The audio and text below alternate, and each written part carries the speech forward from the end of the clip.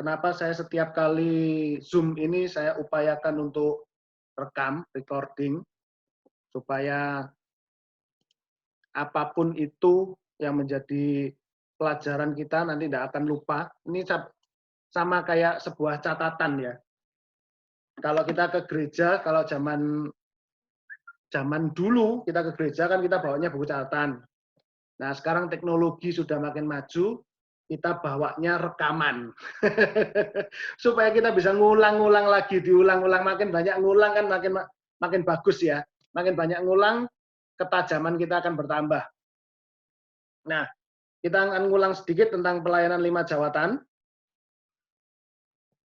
Kenapa sih perlu kita, sebelumnya kita perlu mengetahui pelayanan 5 jawatan ini bukan sebuah pelayanan ngambil peran di organisasi gereja ya.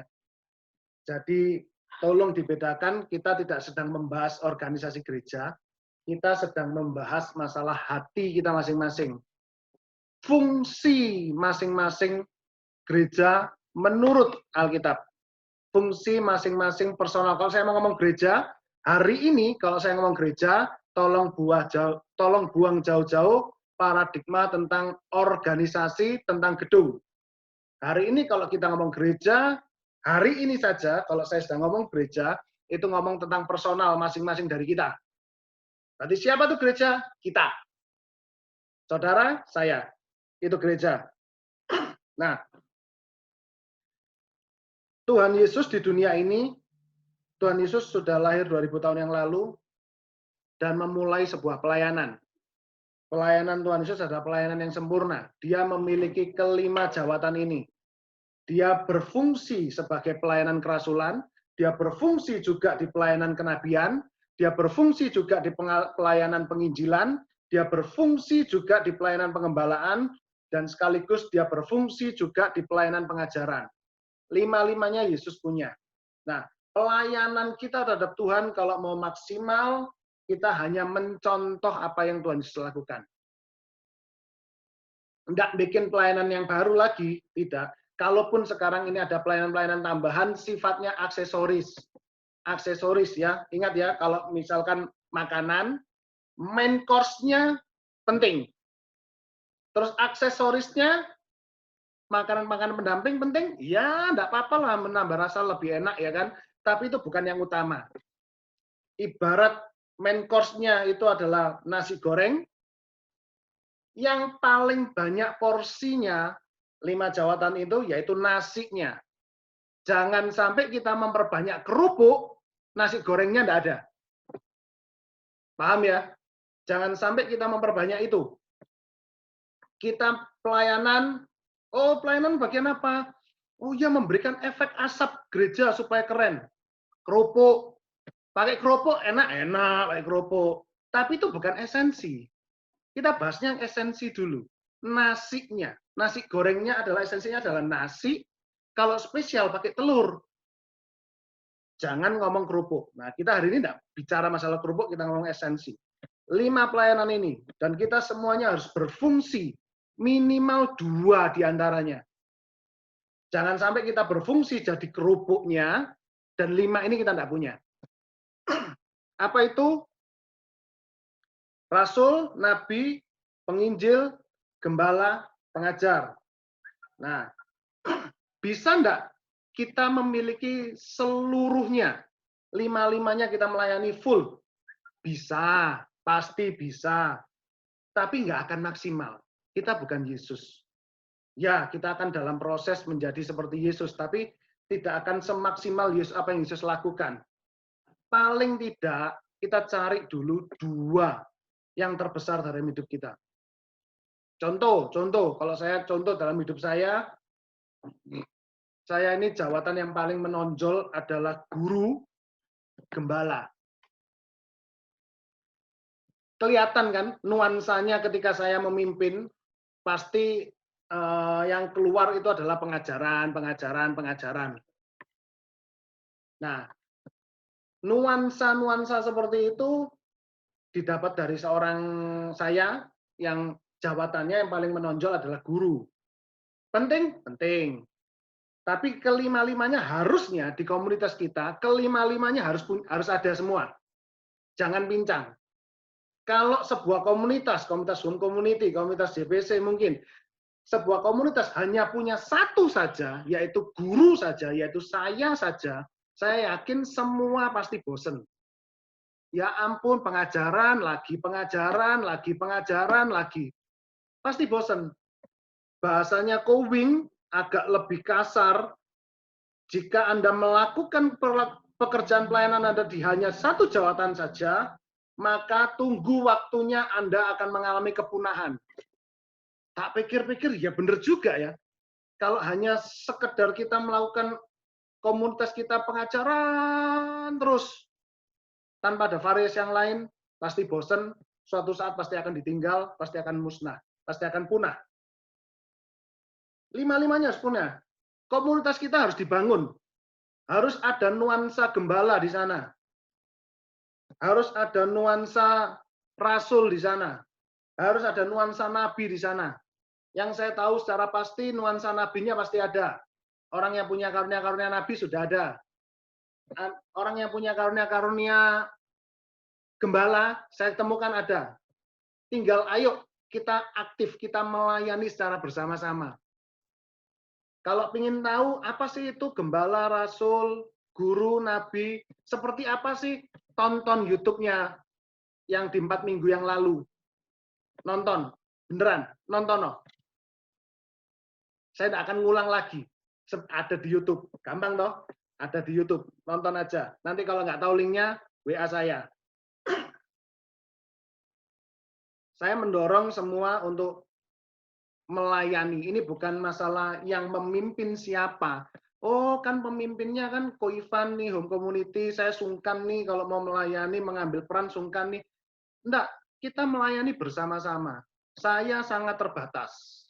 Kalau nuansanya saya terus, akan terjadi pengajaran terus-menerus, boring jadinya. Nah, kalau nuansanya beda, kita mimpinnya beda, kan ini kan home community sudah Tuhan percayakan kita untuk membelah menjadi 2, dan itu akan nuansanya pasti akan beda. Nanti di Home 1 dipimpin oleh Yogi, nuansanya pasti akan beda. Home 2 dipimpin oleh Ko Vincent, nuansanya pasti akan beda. Nah, kita gali di sana. Yang kurang dari home, yang saya merasa yang kurang, itu adalah jawatan penginjilan. Jarang. Saya lihat jarang yang di home. Tapi yang di tempat lain, di JPC, saya lihat ada yang hadir juga, ada Cevoni, itu kuat itu penginjilannya itu. Apa sih ciri-ciri penginjilan? Wis paling banyak omong sudah, itu sudah penginjilan sudah. Nah, itu ayo kita semua bersatu padu, kita semua kerjasama yang bagus supaya komunitas kita menjadi komplit. Pelayanan 5 jawatan semua jalan. Amin. Aminnya nggak dengar ya, soal di mute semua. Ya. Nah, nanti beneran dengar YouTube yang lalu supaya kita tahu pelayanan kita sebagian apa dan kita aktif di sana ya. Nah, sekarang saya masuk di yang kedua tentang pelayanan pemimpin Bapak. Kenapa ini penting? Ini landasan fondasi kita untuk melayani. Kita melayani secara langsung maupun tidak langsung, kita akan memimpin seseorang, nanti akan di ke depan pasti akan memimpin seseorang. Nah, ini pembekalan untuk kepemimpinan.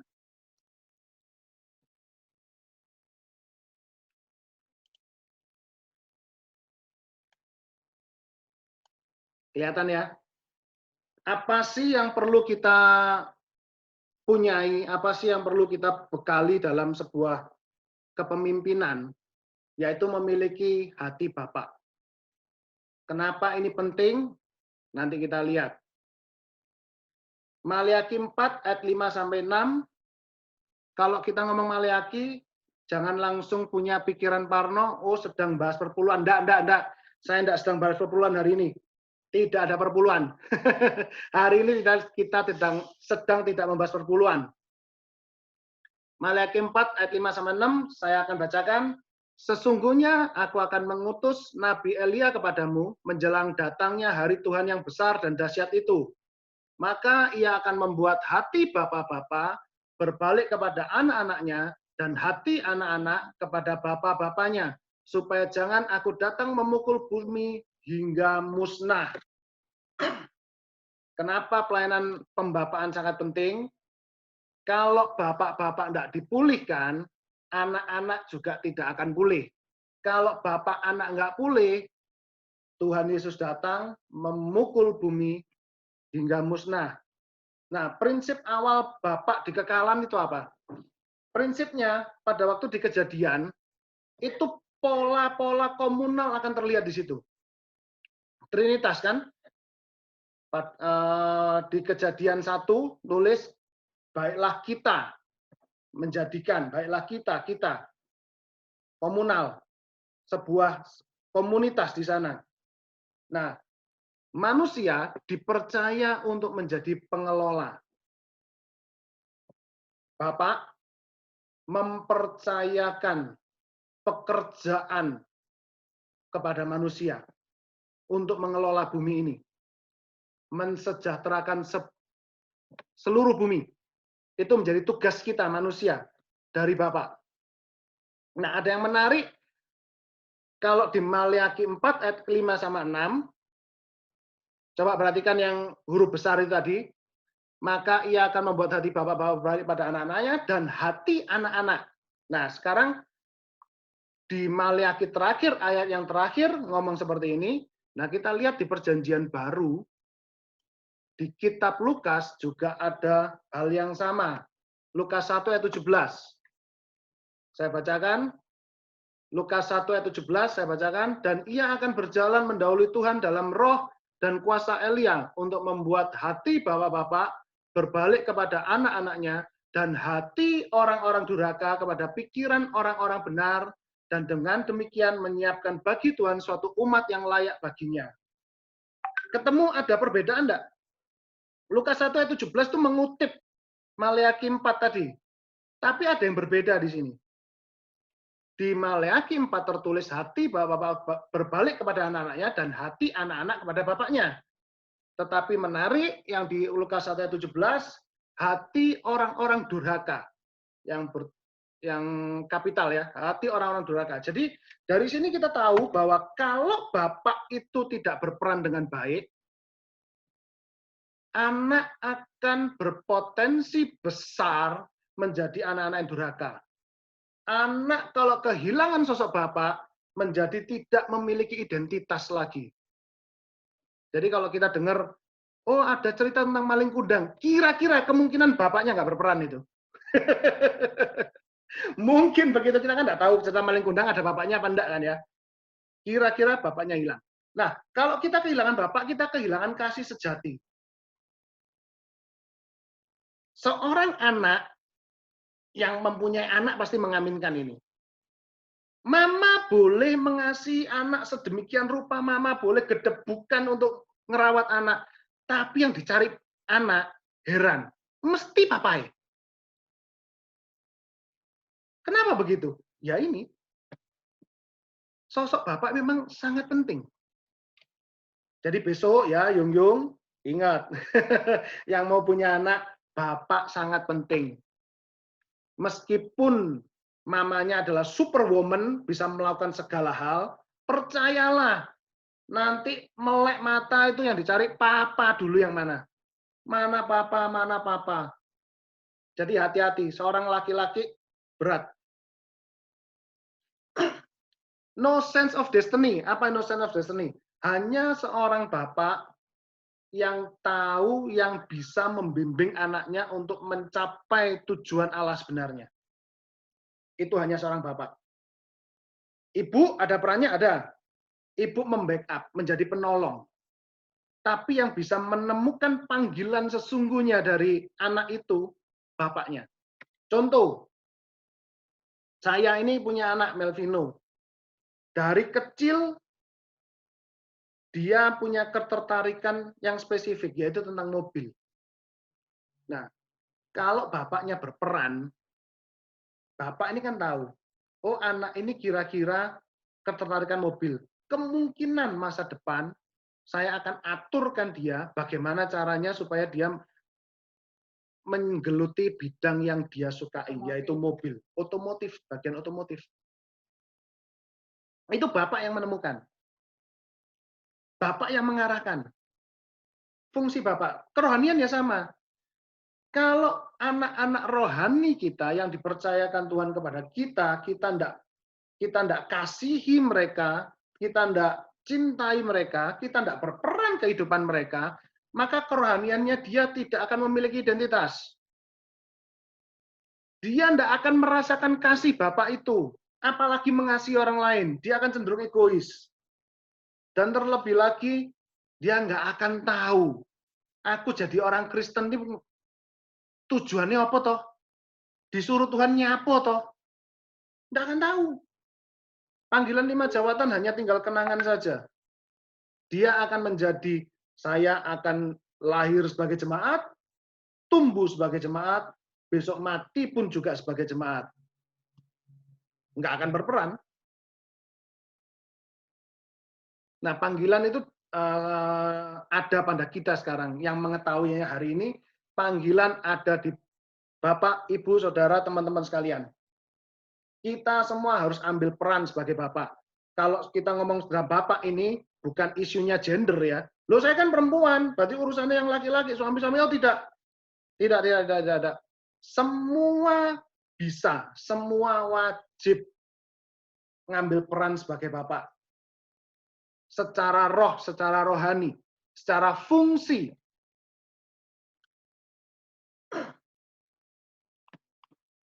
Apa sih yang menjadi apa sih yang menjadi fungsi dari Bapak ini? Kita melakukan apa sih? Jadi Bapak itu kita melakukan apa sih? 1 Korintus 4 ayat 14 ayat 17. Saya bacakan.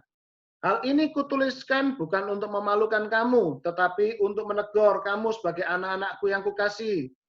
Sebab sekalipun kamu mempunyai beribu-ribu pendidik dalam Kristus, kamu tidak mempunyai banyak bapa, karena akulah yang dalam Kristus Yesus telah menjadi bapamu oleh Injil yang kuberitakan kepadamu. Sebab itu aku menasihatkan kamu, turutilah teladanku. Garisi bawahi, turutilah teladanku. Justru itulah sebabnya aku mengirimkan kepadamu Timotius, yang adalah anakku yang kekasih, yang setia dalam Tuhan. Ia akan memperingatkan kamu akan hidup yang kuturuti dalam Kristus Yesus, seperti yang kuajarkan di mana-mana dalam setiap jemaat. Garis bawahi kata turutilah teladanku. Panggilan seorang bapak adalah menjadi teladan. Kita tidak bisa ngomong sama anak kita, aku punya teori seperti ini, aku punya teori tentang perpuluhan ini, itu. Tapi kalau kita tidak pernah melakukan, anak itu akan lihat dan pasti nyuntuh bapaknya. Bapaknya nggak perpuluhan, ya anaknya nggak perpuluhan, sudah pasti itu. Bapaknya ngerokok, ngomong bagi anaknya, kamu jangan ngerokok. Ya anaknya pasti ngerokok. Kalau bapaknya ngerokok, rokok kretek, anaknya cerutu, berarti pembapaan Anda berhasil. Karena anak kan lebih hebat dari bapaknya kan. Nah demikian juga rohani. Kalau bapaknya pengajar, guru, anaknya jadi dosen, nah kita berhasil. Bapaknya seorang gembala yang baik, anaknya menjadi gembala ribuan jemaat, itu berhasil. Lihat keteladanan. Terakhir, kesimpulan. Saya tidak akan panjang-panjang. Ciri kepemimpinan pembapaan. Ini yang harus kita miliki. Dasarnya adalah Injil Yesus Kristus. Kita memiliki dasar akan Injil Kristus. Terus memiliki hubungan kasih. Kasih seperti apa sih? Kasihilah anak-anak rohanimu sebagaimana kamu mengasihi anak jasmanimu, anak kandungmu. Yang sudah punya anak yang bisa merasakan, yang belum punya anak besok akan merasakan. Kalau punya anak, bagaimana kita berkorbannya untuk anak. Demikian juga anak-anak rohanimu. Kita juga punya rasa kita harus berkorban untuk anak-anak, harus cintai mereka. Yang ketiga, teladan yang kuat. Ojo iso mek ngomong tok, gajah diblangkoni. Saya ingat betul. Saya beberapa tahun yang lalu, itu yang ingatkan saya malah Feli. Beberapa tahun yang lalu itu saya sempat dalam tanda kutip iseng nulis di Facebook. Secara apa ya, doa saya di Facebook, rupa-rupanya dijawab Tuhan. Saya nulisnya begini, saya sedang mencari seorang bapak rohani yang bisa melakukan, juga bisa bisa mengkhotbahkan, juga bisa melakukan. Ojo koyok gajah diblangkoni, mung iso khotbah tapi ngara iso ngelakoni. Itu Feli yang ingatkan saya, loh, kok kamu dulu pernah minta seperti itu loh. Meskipun ya mungkin pada waktu itu ya dalam kondisi kesel, iseng, dan lain sebagainya, nulis, tapi ternyata Tuhan jawab. Tuhan kirim seorang bapak rohani yang tidak hanya bisa khotbah saja, tapi dia menunjukkan ini loh perbuatanku. Menjadi teladan yang kuat. Nah, kalau saya sendiri sedang belajar ya, tapi saya memberanikan diri ngomong ikuti teladan saya. Apa yang baik ambil. Ketemu saya yang buruk, tolong saya ditegur dengan kasih, sebagaimana kita negur papa mama jasmani kita, kok kayaknya kurang di sini, tegur supaya kita bisa berubah, kita bisa menjadi lebih baik lagi. Tapi apa yang baik, contoh, ikuti, teladani. Setelah menteladani, kita harus punya hati juga. Aku juga mau jadi teladan untuk mereka juga. Ini kalau dilakukan terus-menerus, satu orang memiliki 2 anak rohani saja, dan 2 anak rohani milik 2 lagi anak rohani juga, terus ke bawah, saya yakin tidak butuh waktu lama, Jombang akan dimenangkan untuk Kristus. Yakin. Apalagi kalau satu bisa memiliki 10 anak rohani. Intens, secara terus-menerus, seperti kita mempunyai papa yang sungguhan, papa mama yang real, yang jasmani, kita menghadap ke bapak rohani kita dengan intens, terus-menerus. Terus kita juga memuridkan lagi, kita juga membapai lagi. Enggak akan lama sudah. Terus isunya bukan lagi, oh kamu gereja ini, aku gereja itu, sudah. Enggak usah main gereja-gereja, enggak usah main organisasi-organisasian. Sekarang waktunya kita main secara fungsi, berfungsi. Dimanapun kita bergereja, silakan. Enggak masalah. Yang penting berfungsi. Menjadi jemaat saja enggak akan menjamin. Kalau saya boleh ngomong, saya ragu apakah besok kita akan diterima juga di kekekalan. Kalau kita hanya menjadi jemaat saja. Mulai berfungsi. Dan terakhir, berani memperlengkapi orang-orang yang kita perlengkapi. Ini kalau kita sebagai orang tua ya, lihat anak itu lebih hebat dari kita pasti akan bangga. Dan kita tidak akan tahan-tahan lagi. Oh, kamu memimpin perusahaan. Kalau saya ini kan pabrik tali rafia. Ternyata anak saya memimpin perusahaan saya bisa jauh lebih baik. Ya sudah, lepas dia. Berikan dia kepercayaan untuk memimpin. Terus saya nganggur dong? Ya jangan, kita cari lagi. Kalau anak rohani kita sudah lulus, lepas dia memimpin sebuah kegerakan sendiri, memimpin sebuah pelayanan sendiri. Saya punya anak rohani mungkin 10, 10-10-nya lulus, ya lulusin sudah. Saya cari lagi. Gitu terus-terusan. Nah, kalau itu dilakukan terus-menerus, keren loh. Sungguh keren.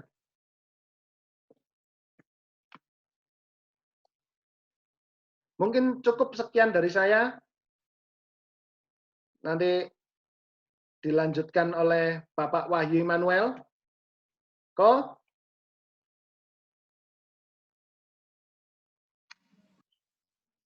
Ya. Lanjut dong. Lanjut.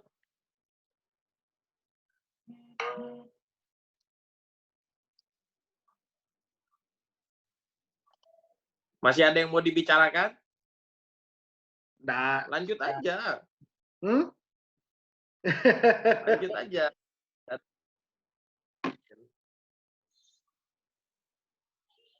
Cukuplah sekarang. Nanti lanjutin itu dulu. Lanjutin yang Ko Wahyu dapat. Saya juga ingin dengar tuh dari yang Ko Wahyu dapat.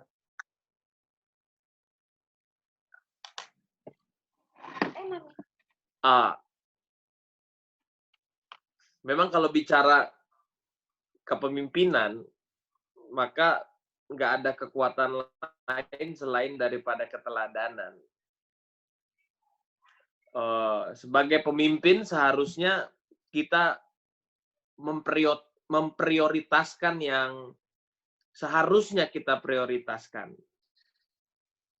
Bukan kepintaran, bukan isu kreativitas, inovasi, bukan ilmu-ilmu berkomunikasi atau apapun, tapi keteladanan adalah yang utama.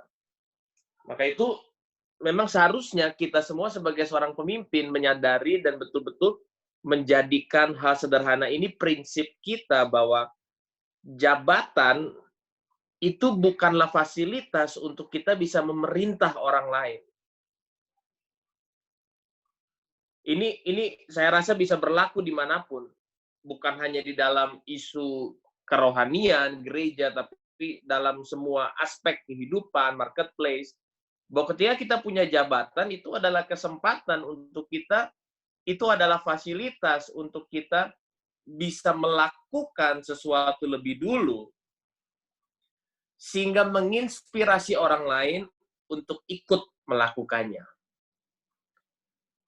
Ketika kita memberikan contoh, artinya mungkin cara pandang dunia dengan cara pandang pelayanannya Tuhan kan beda ya. Tuhan berkata, barang siapa mau jadi yang terbesar, ia harus menjadi yang terkecil. Barang siapa mau menjadi pemimpin, dia harus menjadi pelayan. Artinya kan begini, yang mau jadi terbesar harus jadi terkecil, yang mau jadi pemimpin harus jadi pelayan. Setuju nggak saudara-saudara bahwa artinya kita akan sangat terbiasa bersentuhan dan mengalami hal-hal yang tidak seharusnya kita alami. Kita akan sangat terbiasa untuk melakukan hal-hal yang tidak seharusnya kita lakukan. Karena untuk jadi yang terbesar, kita harus jadi yang terkecil. Cara pandang dunia kan, ketika kamu sudah jadi yang terbesar, kamu tidak perlu bersentuhan dengan hal-hal yang terkecil, kan?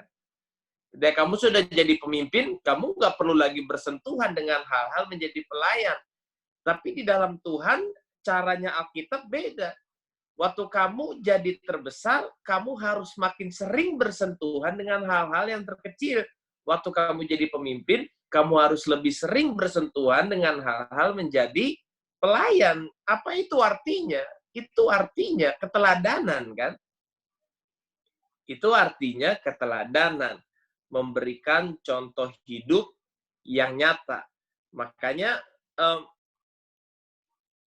dalam isu kepemimpinan, dalam isu pembapaan, dalam isu fungsi, maka seharusnya saya belajar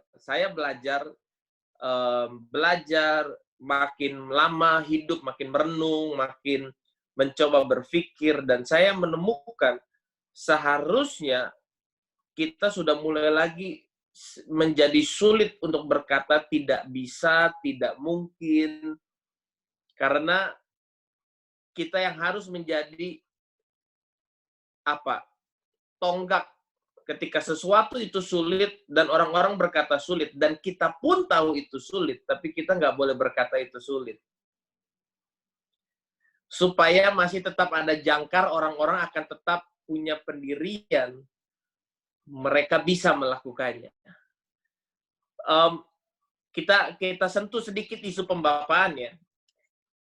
Saudara-saudara percayalah, saya sangat sering kali menemukan, bahkan menurut nalar saya, hal itu nggak mungkin. Sangat sulit untuk bisa dipercaya, sangat sulit untuk kita bisa punya pengharapan di situ dalam berbagai sisi dan berbagai aspek. Bahkan anak-anak ini pun tahu itu sangat sulit. Tapi kadang yang orang perlukan adalah keyakinan, kan? Nah, kita harus selalu bisa menjadi orang-orang yang meyakini, suportif, sehingga meskipun rasanya dalam pikiran dan nalar kita kayaknya berat, tapi sebagai seorang bapak, sebagai seorang ayah, sebagai seorang pemimpin, terkadang diperlukan untuk kita menjadi orang terakhir yang tetap bisa berkata, tetap percaya, meskipun sejujurnya pribadi kita sendiri kayaknya juga nggak percaya. Tapi kadang-kala ketika kita melakukan itu, kita akan bisa melihat justru ada respon-respon yang luar biasa dari orang-orang yang kita percayai itu. Nah, menjadi teladan. Memulai untuk melakukan dari pribadi kita sendiri. Karena melanjutkan dengan apa yang akan kita coba lihat hari ini, berbaju jirahkan keadilan. Baju jirah yang dipasang di badan, menutupi area-area vital yang ada di badan, jantung, paru-paru, dan seluruh organ dalam. Baju jirah keadilan. Ketika bicara keadilan, tentu kita nggak bicara sama rata. Bicara keadilan, sesungguhnya yang Alkitab maksud adalah bicara begini. Apa yang sudah kamu terima dari Tuhan, maka tidak adil kalau kamu menyimpannya seorang diri. Itu keadilan. Bukan equal, bukan sama rata. Karena kalau kita lihat dari kata yang dipakai, keadilan. Tapi kata Yunani yang dipakai itu muncul dari kata dikaiosune. Dikaiosune yang juga punya arti ternyata kebenaran.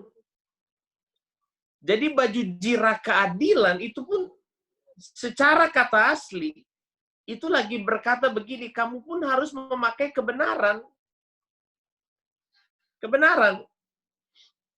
Bukan sama rata, bukan bicara apa, tapi bicara kebenaran. Artinya, kamu menghidupi kebenaran itu lebih dahulu. Kamu melakukan kebenaran, kamu mencontohkan kebenaran. Kamu menyerahkan diri kepada kebenaran itu. Mengasihi Tuhan dengan semua yang kita miliki. Nah, kemudian kita mengasihi sesama kita. Artinya begini, memberi diri untuk melakukan kebenaran. Nah, apa itu kebenarannya Tuhan? Maka ada beberapa perintah. Kasihilah Tuhan Allahmu dengan segenap hatimu, jiwamu, kekuatanmu, akal budimu. Kemudian ada perintah yang kedua dikatakan, kasihilah sesamamu manusia seperti kamu mengasihi dirimu sendiri. Nah, tapi perintah itu diperbaharui. Dalam kitab Yohanes, Yesus berkata, aku memberikan perintah yang baru kepada kamu, bahwa kamu harus mengasihi sesamamu, sama seperti aku mengasihi kamu, kata Tuhan. Sama seperti Yesus mengasihi kita. Demikian kita harus mengasihi sesama kita. Artinya, ada takaran standar yang berubah. Ada ukuran yang lain yang dipakai. Dulu kita mengasihi orang lain seperti kita mengasihi diri kita sendiri. Karena saya suka makan ayam, saya kasih orang lain ayam. karena saya suka makan pete, saya kasih orang lain pete. Tapi sekarang takarannya bukan lagi sama seperti saya mengasihi diri saya. Tapi takarannya sama seperti Yesus mengasihi saya, demikian juga saya mengasihi orang lain. Artinya, ketika kita berkata, baju jirah yang kupakai ini kebenarannya Tuhan, nanti kita sudah berkata menyerahkan diri kepada perintahnya Tuhan. Termasuk dalam soal mengasihi ini, maka sekarang perintah Tuhan buat kita adalah dalam hal mengasihi, memuridkan, melayani, kita nggak boleh pakai takaran kita lagi. Ketidaksanggupan kita dan ketidakmampuan kita udah nggak lagi tidak lagi menjadi apa ya? Menjadi batasan untuk kita melakukan sesuatu buat orang lain. Tapi waktu kita melakukan sesuatu buat orang lain, kita harus mempercayai begini, ada anugerah Tuhan yang Tuhan berikan. Amin ya. Makanya kita harus belajar, setiap kita harus berfungsi seperti yang tadi Ko Ivan sampaikan. Dan di dalam persoalan berfungsi, jangan pakai batasan kesanggupan dan kemampuan diri kita, karena bukan itu yang dipakai. Saya akan melakukan sesuatu sama seperti Yesus sudah melakukan sesuatu. Artinya, ada anugerah yang akan dilepaskan buat kita. Kita nggak lagi boleh berkata ketidakmampuan, ketidakbisaan sebagai takaran buat kita. Amin ya. Jadi, mulailah kurangi untuk kebiasaan-kebiasaan berkata, tapi susah tapi berat tapi sulit Saya nggak tahu, tapi kenapa itu kayak suka terdengar gitu loh. Itu menjadi hal yang biasa kita dengar. Susah, sulit, berat.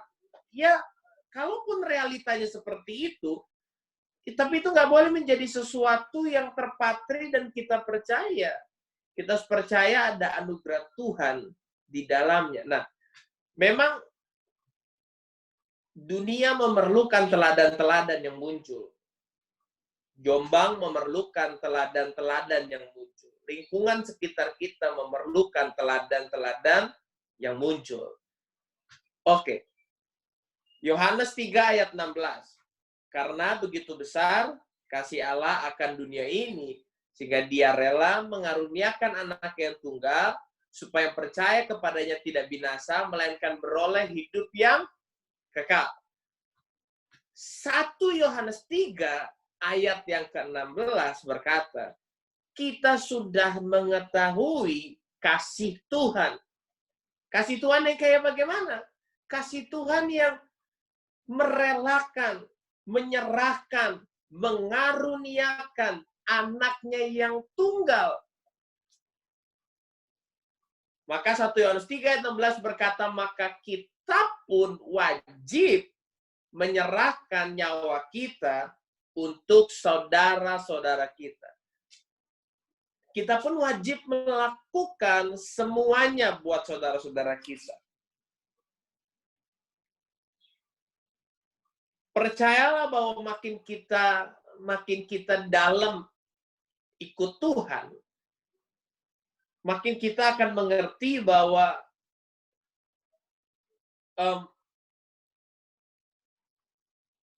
memberi itu udah bukan lagi ukuran buat kita. Karena kalau kita mau pakai standar kita buat melakukan sesuatu, kita udah nggak lagi pakai takaran memberi. Kita sudah pakai takarannya berkorban. Berkorban. Apa itu korban? Korban selalu ada tanda darah. Itu namanya korban. Ada rasa sakit. Itu tandanya korban.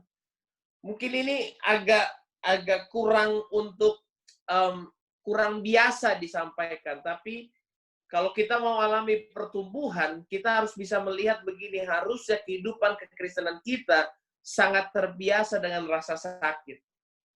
Bahkan mentalitas kita kita nggak boleh takut dengan rasa sakit.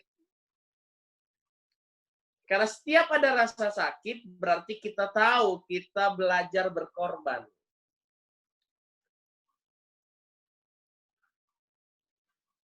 Amin. Memaafkan, mengampuni, mendampingi, mengasihi, bertanggung jawab atas anak-anak rohani kita. Orang lain bikin salah, kita yang tanggung jawab. Setiap kali ada rasa sakit, itu bukan kegagalan. Tapi itu adalah kesempatan untuk berkorban. Kesempatan untuk menaikkan level kita bukan hanya sekedar memberi karena kita suka, tapi berkorban. Karena kalau bicara keadilan, itu pasti akan bicara tentang apa yang bisa kamu berikan harus equal dengan apa yang sudah kamu dapatkan.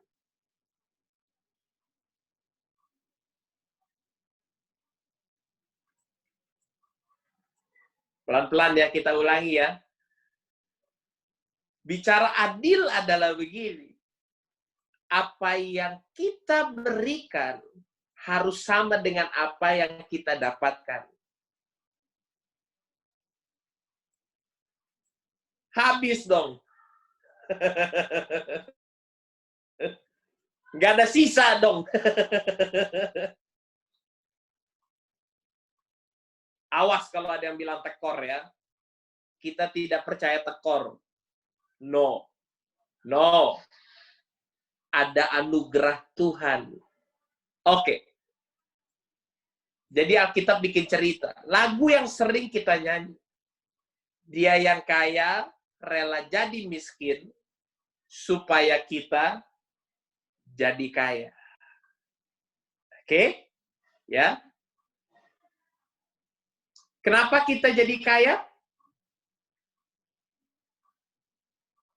Supaya kita bisa membuat yang miskin yang lain jadi kaya dengan apa yang kita punya. Lalu kita miskin lagi dong. Setiap kali kita miskin dan kita datang kepada Tuhan, maka Dia yang kaya, karena Dia Tuhan, Dia bisa kaya lagi. Dia yang kaya jadi miskin lagi supaya kita jadi kaya. Makanya prinsip ini harus kita punya sebagai orang-orang yang diberkati Tuhan, bahwa kita ini diberkati lewat tangan orang lain. Amin ya. Saya diberkati lewat tangan orang lain. Ada tangan-tangan orang lain menjadi saluran berkat buat saya.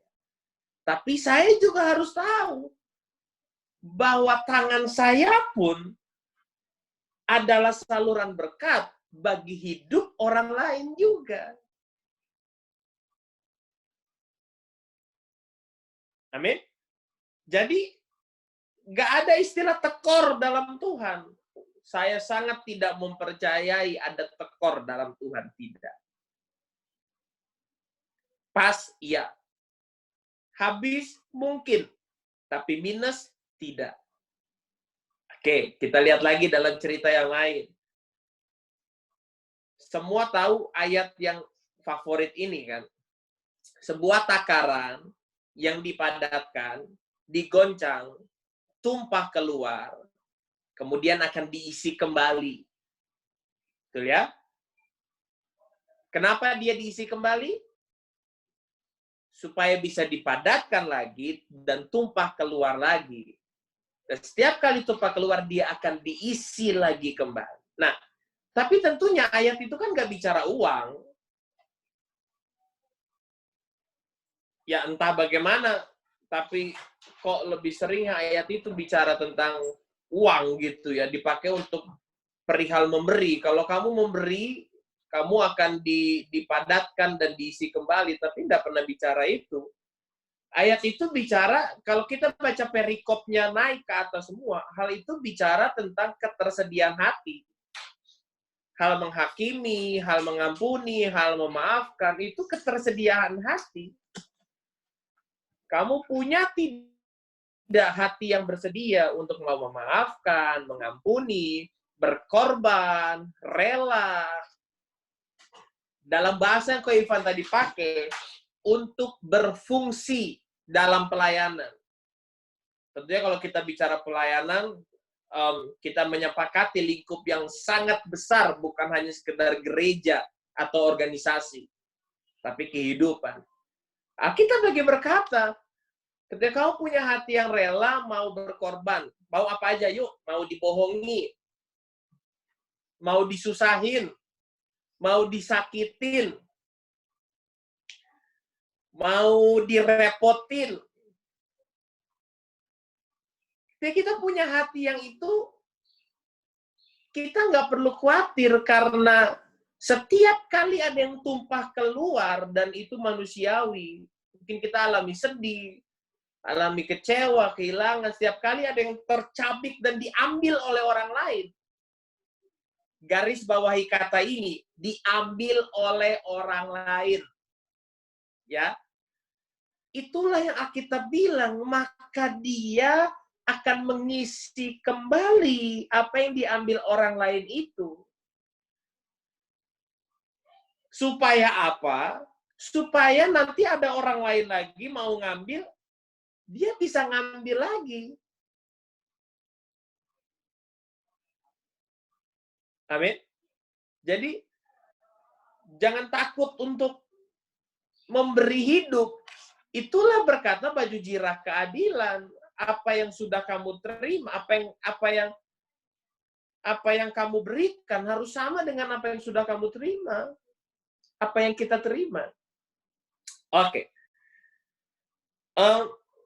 Saya mempercayai dari awal pandemi ini, dari awal kita isolasi mandiri, saya selalu berkata pemurnian dan pemurnian. Tuhan memurnikan kita. Dan saya mempercayai bahwa kita menggambarkan hidup kita sebagai pokok anggur yang harus berbuah. Kalau boleh sama-sama bilang berbuah. Artinya begini, Tuhan nggak cari yang rimbun, Tuhan cari buah.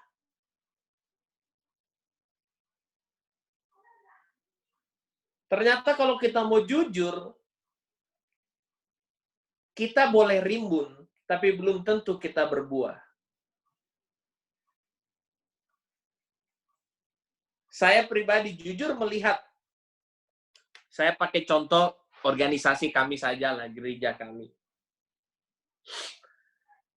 Di tempat kami itu ada 6 kali ibadah, rata-rata per kali ibadah sekitar, let's say, 200 orang. 200 orang. Berarti 6 kali ibadah kali 200 orang, kurang lebih 1.200 orang jemaat gereja yang rutin hadir berjemaat hari Minggu.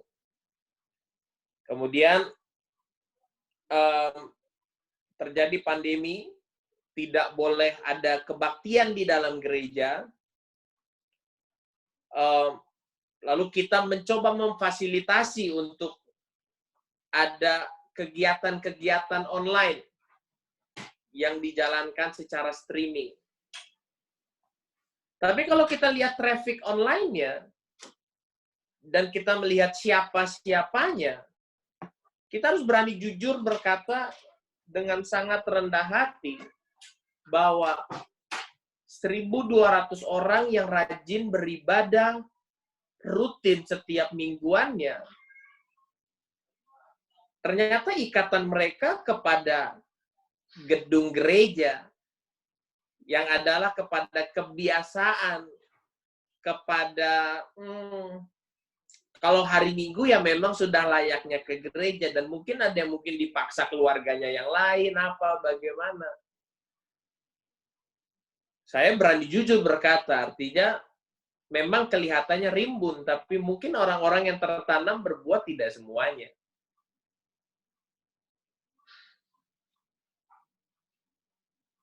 Buah yang Alkitab bilang selalu bicara tentang pakai kata ini.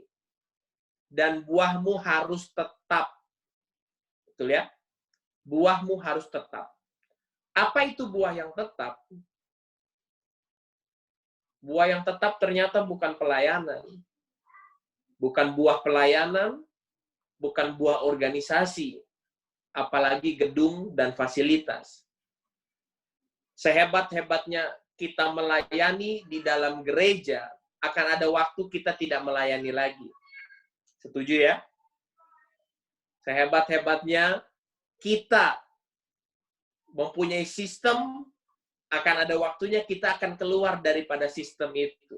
Pensiun atau meninggal dan kita nggak melakukan lagi. Buah yang tetap makanya selalu bicara satu.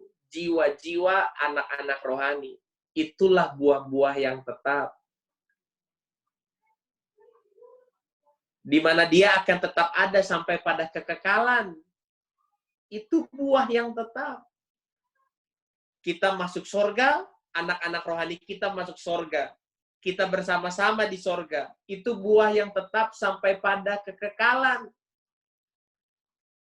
Di bumi pekerjaan saya berkhotbah, mengajar. Kan nggak mungkin di surga saya tetap berkhotbah dan mengajar. Mau khotbahin siapa? Paulus dikhotbahin. Dia yang nulis. Ya kan? Maka buah yang tetap ya pasti adalah anak-anak rohani yang kita lahirkan. Nah, saya bersyukur salah satunya adalah ternyata waktu ini betul-betul digunakan untuk bisa melihat bahwa ternyata hebat berkhotbah belum tentu menghasilkan anak-anak rohani.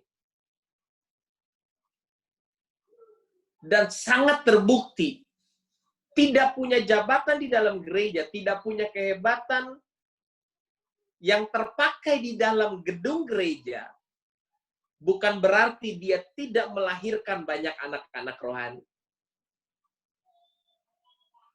Ya.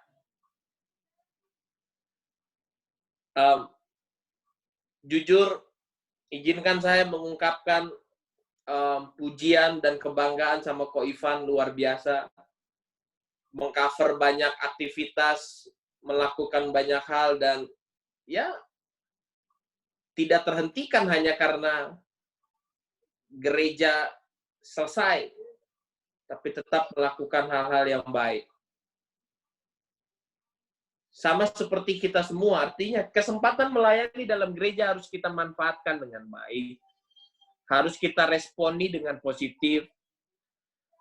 Setiap kita apabila mendapat kesempatan buat bisa ambil bagian di dalam aktivitas gereja, janganlah tolak, lakukan apa yang memang kau bisa.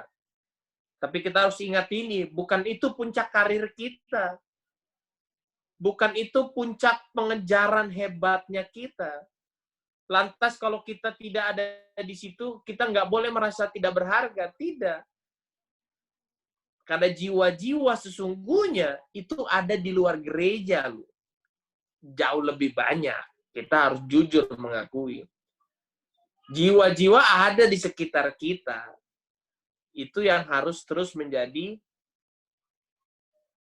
fokus dan passion-nya kita. Sampai hari ini jangan pernah sampai kehilangan itu. Mintalah selalu Tuhan hati saya supaya punya banyak belas kasihan. Mata saya punya banyak belas kasihan. Sehingga kita bisa lihat orang di pinggir jalan, lihat orang di sekitar kita, kita bisa melakukan sesuatu. Tidak perlu kreativitas yang besar untuk bisa melakukan sesuatu yang besar. Mulailah dari kesederhanaan. Jangan remehkan hal yang sederhana.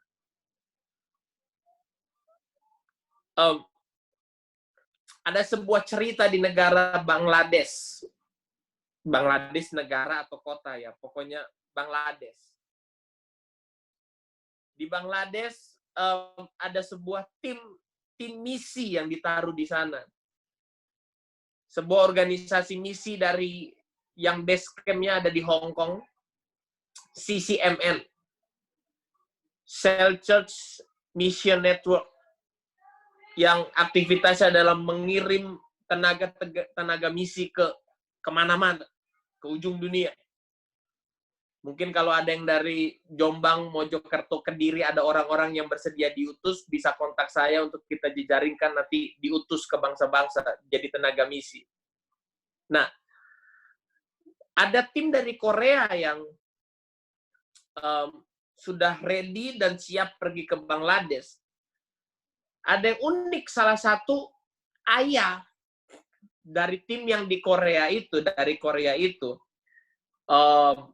seorang bapak yang dijamah Tuhan, tapi bapak ini sebelum dijamah Tuhan, dia itu pemakai obat, jadi narkoba, obat, dan sehingga ada efek dalam kesehatannya, dan dokter vonis dia hidup nggak akan lama lagi. Begitu dia tahu dia hidup nggak akan lama lagi dan dia dijamah Tuhan, dia bilang sama anaknya begini, bahwa saya lah ikut kamu dan tim pelayanan misi. Bapaknya bilang begini, toh saya nggak ngapa-ngapain juga, dokter bilang akan mati, lebih baik saya pergi dan meskipun di sana susah dan apa dan yang lain, sama saja saya akan mati. Nah, kemudian akhirnya tim ini berangkat di Bangladesh, kemudian di base camp mereka di Bangladesh, mereka coba untuk bikin dengan apa yang program yang sudah mereka buat. Nah, bapak ini ditinggal di rumah. Ketika ditinggal di rumah sehari, seminggu, tuh bosan kan? Bosan, akhirnya dia jalan-jalan keluar rumah, keliling, lalu dia cuma lihat itu di Bangladesh itu di pinggir-pinggir jalan tuh banyak orang yang duduk di pinggir jalan, luka, apa penyakitnya namanya, mungkin kayak kusta begitu ya, kayak borok begitu, dan mereka bergelimpangan di pinggir jalan dan nggak ada yang urus, nggak ada yang rawat mereka. Akhirnya bapak ini dengan sangat sederhana dia pulang, dia ambil P3K, dia pakai betadine, obat merah betadine itu. Kemudian dia keluar rumah, ada orang luka, dia obatin, pakai betadine aja luka-lukanya. Kemudian ada yang lain lagi diobatin, pakai betadine. Kemudian orang lain lagi di mana.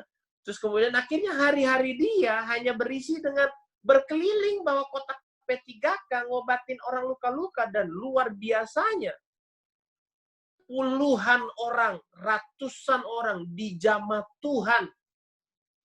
Bahkan beberapa di antara mereka mengalami kesembuhan. Hanya pakai betadine. Membawa sebuah kegoncangan di sebuah tempat kota. Kita udah pakai gedung gereja, alat musik lengkap, Alkitab udah ganti iPad, keren. Nggak bikin goncang apa-apa. Betadine aja bisa membawa kegoncangan. Sampai orang-orang itu bilang apa yang membawa perubahan sama mereka. Mereka cuma bilang begini, ada dokter dari Korea. Buat mereka itu dokter, padahal itu mantan pemakai narkoba, junkie. Yang hanya bermodalkan siapapun bisa lah asal betadine, mana luka di betadine, obat merah. Tapi sesuatu yang keluar dari hati yang tulus murni, itulah yang tidak akan pernah bisa menghalangi urapan Tuhan turun. Ternyata begini, urapan Tuhan turun itu enggak dilihat berdasar berapa lama kamu puasanya, berapa lama kamu persiapannya, berapa lama kamu rapat panitianya, berapa. Tapi itu turun dari sebuah keinginan, kesediaan, kerelaan untuk melakukan sesuatu untuk Tuhan. Yuk kita sama-sama temukan itu. Apa sih yang Tuhan taruh di hati kita? Melakukan sesuatu. Tuhan, aku bisa buat apa ya? Aku mau buat apa ya? Sederhana, lakukan. Jangan remehkan hal yang sederhana. Apa yang dilakukan oleh bapak-bapak Korea itu akhirnya menjadi kegemparan dan kegoncangan. Bahkan akhirnya pemerintah setempat akhirnya memberikan tempat-tempat rumah-rumah yang akhirnya untuk menampung orang-orang ini untuk dilayani. Dan Bapak itu yang tadinya divonis tidak sampai 1 tahun akan mati, sampai hari ini sudah 15 tahun masih hidup dan melakukan pekerjaan itu.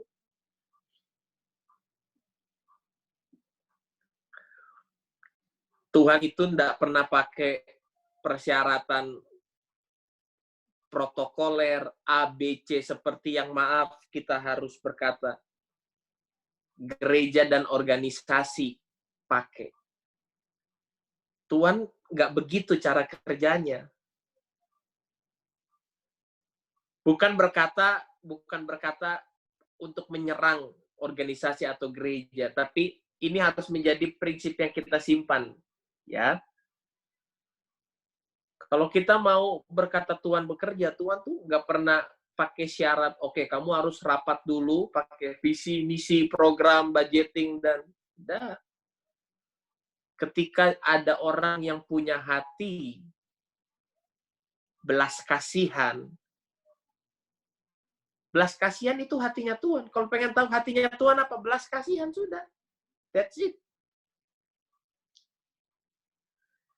Orang yang banyak, hatinya Tuhan apa sih? Belas kasihan. Itu nggak pernah berubah dari dulu sampai sekarang. Dan saya yakin sampai selama-lamanya.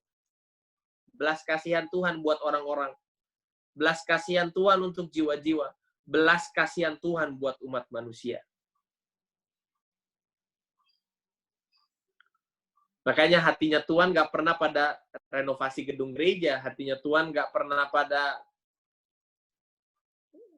pada hal-hal yang lahiriah. Hatinya Tuhan selalu pada belas kasihan. Dan itu yang harus kita punya. Kita mau lakukan keadilan, mintalah belas kasihan Tuhan. Karena bicara adil akan selalu bicara kamu harus bisa memberikan sama dengan apa yang sudah kamu dapatkan. Coba hitung apa yang sudah kita dapatkan. Anugerah, pengampunan, keselamatan. Aduh, saya ini pendeta, berkhotbah tapi tanpa orang tahu. Saya masih suka bikin dosa. Saya masih suka bikin salah sendiri tanpa orang tahu. Karena pikiran masih jahat, hati masih bulus. Tapi Tuhan tetap mau pakai dan terima saya. Maka saya pun harus bisa melakukan itu buat orang lain. Berarti saya harus bisa belajar untuk gak gampang buang orang. Untuk gak gampang judge orang. Untuk gak gampang menilai orang. Untuk gak gampang menyerah sama orang. Untuk kadang-kadang belajar dari mulut bilang, good job. Meskipun kita tahu banyak cacat dan salah. Karena seringkali Tuhan pun begitu setiap kali habis khotbah pelayanan, kalau kita datang tepuk dada, pukul diri, bilang Tuhan, tadi kacau banget Tuhan, tadi hancur banget Tuhan tadi. Tapi selalu Roh Kudus berkata, enggak, ada anugerah dan kasih karunia. Makanya keadilan adalah sejatinya waktu kita bisa belajar berhenti hidup buat diri sendiri. Belajar berkata cukup. Limpah bukan punya banyak, kan? Limpah ketika kita punya kata cukup. Berkata cukup buat diri sendiri dan hidup buat orang-orang lain. Limpah itu kayak luber. Kita isi air di gelas, luber itu limpah. Kalau kamu taruh cukupnya diri kamu gelas, maka kamu hanya perlu waktu sebentar untuk bisa menjadi luber atau berkelimpahan. Tapi kalau kita taruh diri kita, begitu gelasnya penuh, dengan iman perbesar kapasitas, ganti gayung, ganti ember, baskom, bak, kolam, maka kita nggak akan pernah bisa berkata, aku hidup berkelimpahan, karena cukupnya itu nggak pernah sampai. Tapi kalau kita mau rela, makanya gini, mau rela memperkecil skop kita, sehingga kita gampang berkata cukup, maka kita akan bisa berkata, aku hidup berkelimpahan. Ada orang buat dia naik Pajero itu sial, itu miskin, itu ada.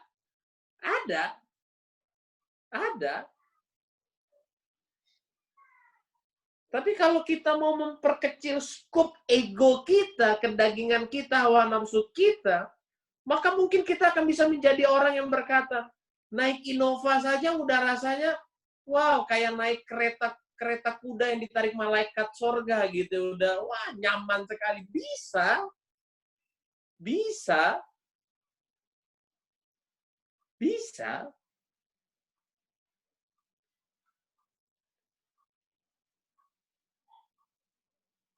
Eh, pakai AC kita, ya mungkin itu menjadi kebutuhan utama kita. Tapi ada orang-orang yang udah ada kipas angin saja, mereka udah, wow, udah kayaknya rasanya betul-betul sedikit lagi masuk surga itu. Ada. Makanya isu berkelimpahan bukan berapa banyak yang kita punya, tapi kapan kita mau berkata cukup. Oke. Mari kita lihat Alkitab. Saya tiba-tiba teringat ini. Bantu saya untuk cari ini di mana. Segala perkara dapat kutanggung di dalam Dia yang memberi kekuatan kepadaku. Itu ada di Filipi 4:13. Filipi 4 ayat 13. Segala perkara dapat kutanggung di dalam Dia yang memberi kekuatan kepadaku. Segala perkara. Oke? Tapi kekuatan itu tidak muncul begitu saja. Itu muncul, kita harus baca ayat-ayat sebelumnya. Ingat ya, baca Alkitab harus komplit. Karena setan lebih tahu dan hafal detail Alkitab daripada kita. Jangan cuma pakai potong-potong lalu ambil kesimpulan dari situ. Segala perkara dapat kutanggung di dalam Dia yang memberi kekuatan kepada kita. Kalau kita mau genapi ayat 13 ini, mulai dari ayat 11 dong.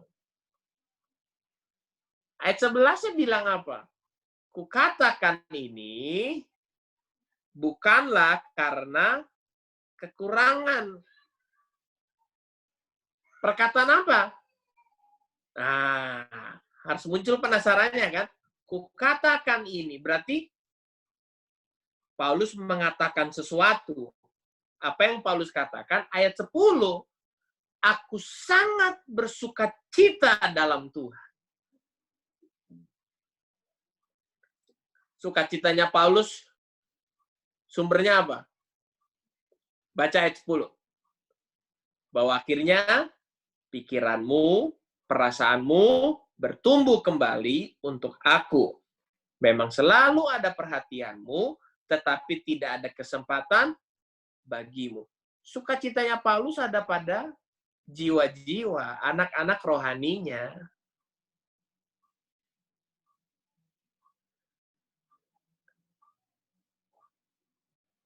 Ada pada orang-orang yang dia layani.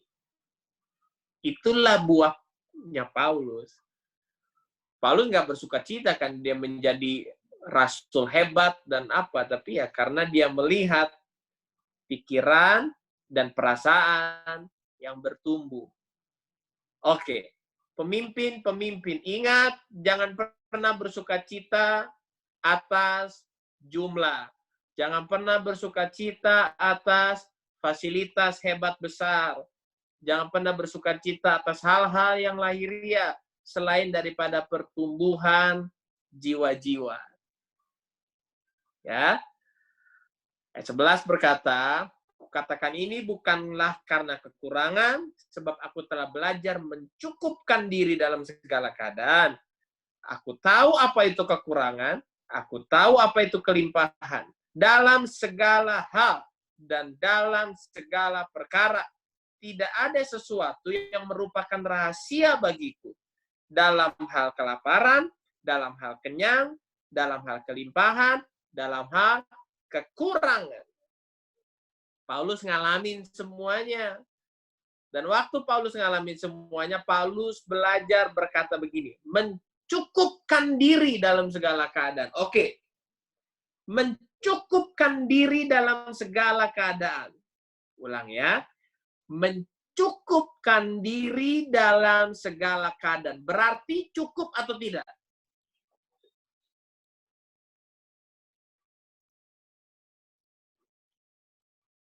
Tidak cukup. Tidak cukup. Tapi Paulus berkata, aku belajar mencukupkan diri dalam segala keadaan. Keadaannya nggak cukup. Tapi Paulus belajar mencukupkan diri.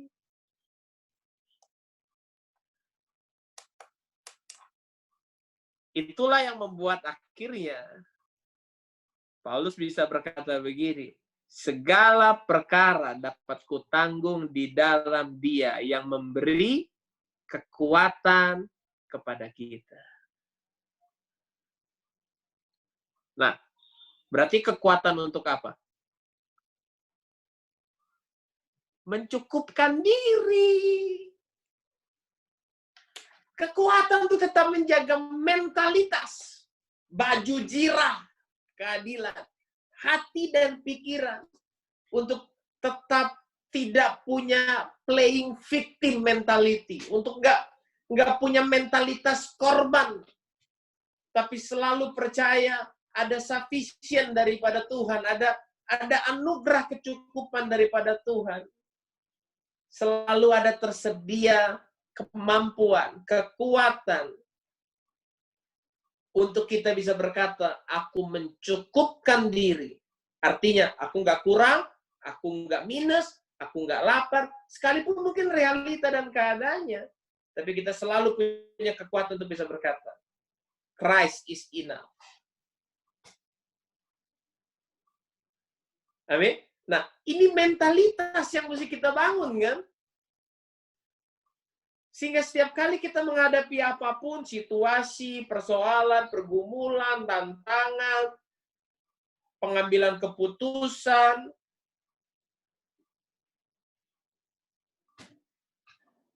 kita nggak lagi gampang berkata, duh, susah duh, berat tapi kita berani menghadapinya dengan sebuah mentalitas. Segala perkara dapat kutanggung dalam Dia yang memberi kekuatan kepadaku. Kekuatan untuk apa? Mencukupkan diri. Kalaupun ada sesuatu yang diambil, itu nanti akan diisi kembali. Kalaupun aku dibuat miskin, ada Tuhan. Haleluya. Itulah keadilan. Itulah keadilan. Tentunya bukan lagi berpikir apa yang bisa orang lain kasih sama saya. Tapi selalu punya mentalitas yang berpikir, aku harus melakukan sesuatu, memberikan sesuatu, baik untuk Tuhan ataupun untuk sesama, sama seperti aku sudah mendapatkannya dari Tuhan. Equal dengan apa yang sudah aku terima. Haleluya. Amin buat semuanya. Amin. Ya, saya buka ruang, mungkin kesaksian boleh, mungkin sharing boleh, mungkin pengalaman boleh, atau barangkali yang mau bertanya, silakan, saya buka seluas-luasnya.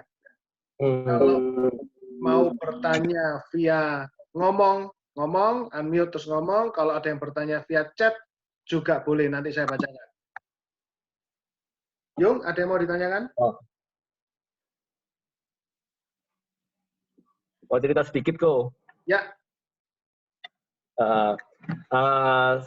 Aku barusan dapat sesuatu sih. Akan sebelum ikut yang home jam 7 ini, kan aku ikut kebaktian online di GMS. Tadi ikut Bako Philip. Nah, kebetulan temanya sama Beko Ivan. Tentang kebapaan rohani, nyiapno peran ayah di rumah sebagai pemimpin dalam mesbah keluarga. Nah, aku kadang-kadang kan Ko Ivan pernah cerita, kalau memang kadang ada satu, kalau Tuhan mungkin mau ngomong sama kita, salah satunya itu ngecek bener apa enggak, itu dari konfirmasi. Jadi sebelum tadi itu juga, sebelum khotbah Ko Philip, aku juga doa, Tuhan kamu mau ngomong apa sih sama aku? Nah, dua orang ngomong hal yang sama. Jadi ya mungkin aku ya jawaban doanya ya mungkin aku disuruh untuk mau mulai mesbah keluarga. Kayaknya begitu. Ya mau sharing sedikit itu aja sih. Siap. Terima kasih banyak. Lakukan loh ya.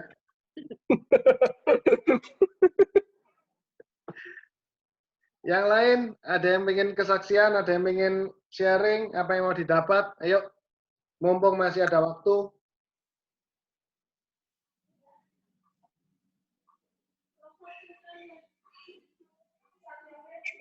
Yuk, ada? Feli? Ko Vincent? Pandi? Bukan tuh. Mungkin ada yang belum jelas, mau diulang, tentang yang mana? Silakan.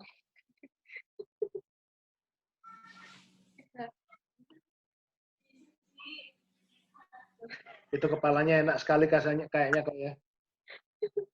Enak banget.